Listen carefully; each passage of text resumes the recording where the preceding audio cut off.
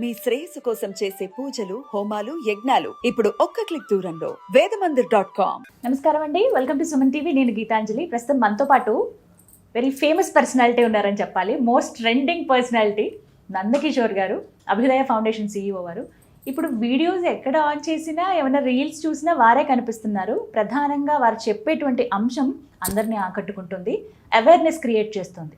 అదే దేవాలయాలు ఏవైతే ఉన్నాయో అవి కేవలం కట్టడాలు, భారీ నిర్మాణాలే కాదు, అందులో ఒక శక్తి దాగుంది. అది అందరూ తెలుసుకుని ఈసారి దర్శనం చేసుకోవాలి అనేది నిజంగా చాలా మంచి అంశం కదా అది. ఇవాళ మరికొన్ని దేవాలయాల గురించి, అక్కడ ఉన్నటువంటి ఎనర్జీ సోర్సెస్ గురించి తెలుసుకుందాం. నందకిషోర్ గారితో మాట్లాడదాం. సార్ నమస్తే అండి. నేను అన్నది కరెక్టే కదా? అసలు మీరు మీ టైం దొరకట్లేదు సార్. దొరకట్లేదు.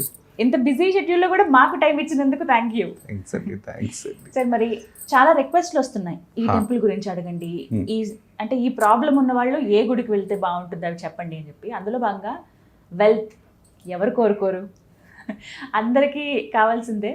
అఫ్కోర్స్ అంటే ఉన్న పరిస్థితులను బట్టి ఉన్నప్పటికీ ఆర్థికంగా బాగుండాలని అందరికీ ఉంటుంది. మరి ఆర్థిక స్థిరత్వం కావాలనుకునే వాళ్ళు, ఆర్థికంగా ఒక మంచి పొజిషన్లో ఉండాలనుకునే వాళ్ళు, ఎలాంటి ఇబ్బందులు లేకుండా మేము బాగుండాలండి ఆర్థికంగా అనుకున్న వాళ్ళు ఏ దేవాలయానికి వెళ్ళాలి, ఎలా దర్శనం చేసుకోవాలి, అక్కడ ఉన్నటువంటి ఎనర్జీ సోర్సెస్ ఏంటి తెలియచేయండి. మనకి తమిళనాడులో అతి పురాతనమైనది, అతి రహస్యమైన మిస్టీరియస్ టెంపుల్ ఏదన్నా ఉంది అంటే చిదంబరం టెంపుల్. ఈ చిదంబరంలో మీరు తవ్వే కొద్దీ అంతులేని రహస్యాలు బయటకు వస్తూనే ఉంటాయి. ఎన్ని వందల సంవత్సరాలైనా, ఎన్ని సంవత్సరాలైనా దాన్ని మీరు తవ్వుతూ ఉంటే వస్తూ ఉంటాయి. అలాంటి వాటిల్లో ఒక ఆణిముత్యమైన టెంపుల్ ఏంటంటే దాని లోపలే ఒక చిన్న ప్రతిమతో స్వర్ణాకర్షక కాలభైరవుడు అని ఉంటాడు. ఉన్న భైరవుల్లో, అష్టభైరవుల్లో ఇతను స్వర్ణాకర్ష కాలభైరవుడు. ఈ స్వర్ణాకర్ష కాలభైరవుడు అంటే స్వర్ణాన్ని ఆకర్షించేవాడే స్వర్ణాకర్ష కాలభైరవుడు. ఎందుకు ఇతను స్వర్ణాకర్ష కాలభైరవుడిగా అయ్యాడు అంటే సుమారుగా ఒక 3000 మంది తివై మువై రావర్ అని వాళ్ళ ఒక భక్తులు, వీళ్ళందరూ శివ బృందానికి సంబంధించిన వాళ్ళు, వీళ్ళందరూ కలిసి అతన్ని శివధ్యానం చేస్తూ ఉంటారు. ఈ శివధ్యానం చేయంగా వాళ్ళకి చాలా కరువులు వస్తాయి. అంటే వాళ్ళకి కనీసం ధాన్య భండాగారంలో ధాన్యం కూడా లేని పరిస్థితికి వస్తారు. వస్తే కూడా వాళ్ళ ఆ పస్తులతో కూడా శివ ఆరాధన మానరు. అలా చేస్తూ ఉంటే శివుడే సాక్షాత్తు ఆ కాలభైరవ తత్వంలో వచ్చి అతను ఆ కాలభైరవుడిగా మారుతాడు. ఆ కాలభైరవుడిగా మారిన తర్వాత, స్వర్ణాకర్ష కాలభైరవుడిగా మారిన తర్వాత, వీళ్ళు ఎవరైతే ఆ బిల్వపత్రాలు అతని పైన అభిషేకం చేస్తారో ఆ బిల్వపత్రాల ఆకులే బంగారు ఆకులుగా మారిపోయాయి. అందుకే ఆయన్ని స్వర్ణాకర్ష కాలభైరవుడు అంటాడు. అతను బిల్వాకులు తీసుకొని బంగారు ఆకులుగా మార్చిచ్చారు. ఇది అతి రహస్యమైన గుడి. ప్రతి ఒక్కరూ ప్రతిరోజు వెళ్తూనే ఉంటారు, కానీ ఎవరికీ తెలియదు. సో దీంట్లో ఈ భైరవ తత్వం అనేది అక్కడి నుంచి ఈ భైరవ తత్వాన్ని వచ్చింది. ఈ భైరవ తత్వం ఎవరైతే ఈ భైరవ పఠనం వల్ల, ఈ భైరవ తత్వం అలవాటు చేసుకోవడం వల్ల, భైరవ తత్వం అంటే భైరవ మంత్రాన్ని రోజు పొద్దున 108 సార్లు పఠించడం, సాయంత్రం 108 సార్లు పఠించడం వల్ల అది కరెక్ట్గా మన మెదడులో ఒక భయాన్ని నెలకొల్పే కేంద్రం ఒకటి ఉంటుందండి ప్రతి ఒక్కరికి. అది ఏం చేస్తుందంటే మీకు ఒక తెలియని భయాన్ని, తెలియని బాధని, తెలియని నిరాశ, నిస్పృహల్ని మీకు కలిగించే సెంటర్ అంటాం. ఆ బ్రెయిన్ వేవ్స్ని ఎప్పుడైతే ఈ భైరవ మంత్రాన్ని మీరు జపించడం మొదలు పెడతారో 3వ రోజు నుంచి 9వ రోజు లోపల అది క్రమేణా ఒక్కోటి ఫస్ట్ మీ భయాందోళనకి కొంచెం ధైర్యం వస్తుంది. 9వ రోజు నుంచి 13వ రోజు చేయడం వల్ల మీకున్న నిరాశ, నిస్పృహలన్నీ మటుమాయమవుతాయి. 13వ రోజు నుంచి 21వ రోజు చేయడం వల్ల మీకు ఏవైతే ఫైనాన్షియల్ బ్లాక్స్ అన్ని దారులు మూసుకోపోయాయో ఆ దారి ఒక్కోటి ఓపెన్ అవుతుంది. 29వ రోజు నుంచి 42వ రోజు చేయడం లోపల మీకు కొత్త ఆదాయ వనరులు ఏర్పడతాయి. 43వ రోజు నుంచి 45వ రోజు, ఆ 3 రోజులు చేయడం వల్ల నేను స్వశక్తిగా నిలబడగలను అన్న ఆత్మవిశ్వాసం వస్తుంది. అది మన భైరవతత్వానికి, మన నాడీలో అది కేవలం భయాన్ని ఉత్ప్రేరకం చేసే నాడులు అన్నిటినీ కూడా ఒక యాంటీడోట్ లాగా పనిచేస్తుందండి. సో ఈ విధంగా స్వర్ణాకర్ష కాలభైరవుడి దగ్గర మీరు ఎవరైతే చాలా విపరీతమైన ఫైనాన్షియల్ క్రైసిస్ ఉండేవాళ్ళు, ఏ దారి లేక మధ్యలో ఆగిపోయిన వాళ్ళు, వ్యాపారం అన్ని ఎక్కడైనా ఏదో ఒక స్టేజ్లో ఫైనాన్షియల్గా ఆగిన వాళ్ళందరూ ఒక్కసారి అతన్ని దర్శించి స్వర్ణకాకర్ష భైరవుణ్ణి సాయంత్రం పూట పూజలు చాలా విశేషం అక్కడ జరుగుతుంది. సాయంత్రం ఇప్పుడు చిదంబరం ఆలయంలోనే లోపలే మీకు చిదంబరం ఆలయము ఎంటర్ కాగానే లోపలే రైట్ సైడ్లో ఉంటుంది. సో అక్కడ ఎంటర్ అయిన తర్వాత మీరు చేయాల్సిన పరిహారాలు ఏమన్నా ఉంటే ఆ పరిహారాల్లో మీరు అభిషేకం, స్వామివారికి అభిషేకం, వాళ్ళు హోమాలు కూడా చేస్తారు. మరి కాళాష్టమి రోజు చాలా విశేషం. కాళాష్టమి రోజు చాలా విశేషం కాళాష్టమి.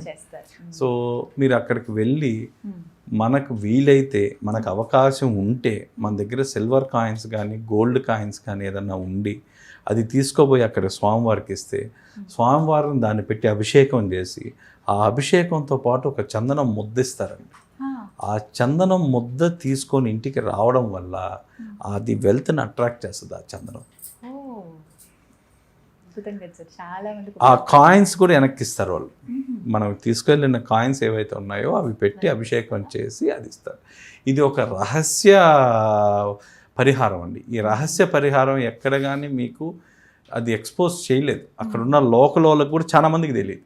రోజు పోతుంటారు, దండం పెట్టుకొని వస్తుంటారు. కానీ ఆ స్వామికి ఉన్న శక్తి, ఆ నాడీ మండలం అక్కడ ఉండడం వల్ల అతను చాలా స్పెసిఫిక్. ఇంతకుముందు మీకు చెప్పినట్టు పలాని దీనికి ఒక ట్యాబ్లెట్ వేసుకుంటే జలుబు బాగాలేకపోతే ఆ జలుపే పనిచేస్తుంది.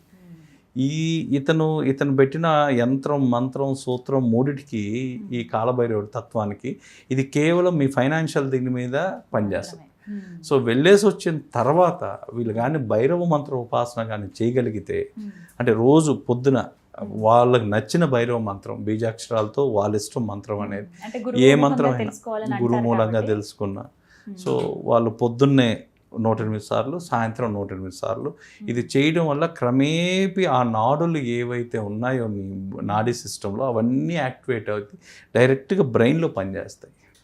బ్రెయిన్లో ఒక ఆత్మవిశ్వాసం, ఆ జపం చేయగానే మీకు ఆ విల్ పవర్, ఆ స్టెబిలిటీ, ఫైనాన్షియల్ స్టెబిలిటీ అనేది వస్తుంది. సో ఇదే విధంగా రెండోది వచ్చేసరికి అతి ప్రాముఖ్యమైనది, ప్రతి ఒక్కరికి తెలిసినది, అందరికీ తెలిసింది ఏంటి అంటే కొల్హాపూర్ లక్ష్మీ అమ్మవారు. అమ్మవారు తెలియని వాళ్ళు ఎవరు ఉండరు. కానీ ఆ అమ్మవారు దగ్గర చేయించడం, ఆ అమ్మవారి దాంతో ఇంకొకటి ఉందండి. అక్కడే ఒక 12 కిలోమీటర్ల దూరంలో ఒక 15 నిమిషాలు మెయిన్ టెంపుల్ నుంచి జర్నీ చేస్తే మంతెన అని ఒక సరస్సు వస్తుంది. ఈ మంతెన సరస్సులో ఎవరైనా జనరల్గా ఇప్పుడైతే స్నానానికి గ్రామస్తులు వదలడం లేదు, అది అంతా పొల్యూట్ అవుతాయని జనరల్గా మనం కాళ్ళు చేతులు కడుక్కొని ఆ నీళ్ళు ప్రోక్షణ చేసుకొని ఆ తర్వాత దాంట్లో ఆ వాటర్ మనం కానీ ఇంటికి తెచ్చుకొని చిన్న బాటిల్లో మనం ఎక్కడైతే మన డబ్బులు భద్రపరుస్తామో, లాకర్ కానీ ఏదైనా దాంట్లో అది కానీ ఆ వాటర్ పెట్టుకోగలిగితే ఎక్కడున్న వెళ్తేనే అది అట్రాక్ట్ చేస్తుంది. అది ఒక అక్షయ పాత్ర లాగా మారుద్ది. కొల్హాపూర్ నుంచి 12 కిలోమీటర్స్ ఉంటుంది. కొల్హాపూర్ మెయిన్ టెంపుల్ నుంచి 12 కిలోమీటర్స్. మంతెన అంటే అక్కడ ఎవరన్నా చెప్తారు, అది ఓన్లీ సరస్సు. అక్కడే మీకేం గుడి లాంటిది ఉండదు, అది ఓన్లీ సరస్సు మాత్రం. ఆ సరస్సు దాంట్లో ఉన్న చరిత్రలో ఇంత మునుపంతా కూడా లక్ష్మీ అమ్మవారు అక్కడికి వచ్చి రోజు స్నానం చేసేవాళ్ళు అనేది ఒక ప్రతీక, నానుడి. అంటే అక్కడ ఉన్న కథలు మనం విన్నట్టయితే ఆ కథల్లో, పుస్తకాల్లో ఆ విధంగా రాస్తుంది. కానీ ఆ మంతెన దీంట్లో ఉన్న మెడికల్ వాల్యూస్ కానీ, దానికి సంబంధించిన ఆ కుబేర యంత్రానికి సంబంధించిన ఇవన్నీ కూడా ఆ వాటర్లో పుష్కలంగా లభిస్తున్నాయి. అందుకే ఆ వాటర్ వెల్త్ని అట్రాక్ట్ చేసే వాటర్ లాగా మారాయి. ఈ రెండు పాటించుకుంటే కూడా మీకు ఫైనాన్షియల్ దగ్గర నుంచి చాలా పెద్ద హెల్ప్ సార్ ఇది మీ నుంచి. ఎందుకంటే మీరు అన్నట్టుగా అన్ని దారులు మూసుకుపోయి వ్యాపారాల్లో నష్టపోయి ఇలా ఉన్న వాళ్ళు చాలా మంది ఉంటారు. ఒక్కసారి దర్శనం చేసుకుని మీరు అన్నట్టుగా వాటర్ తెచ్చుకున్న, స్వామి మంత్రాన్ని అలా జపిస్తూ ఉన్నా బయటపడతారంట. బయటపడి. Thank you. నమస్తే.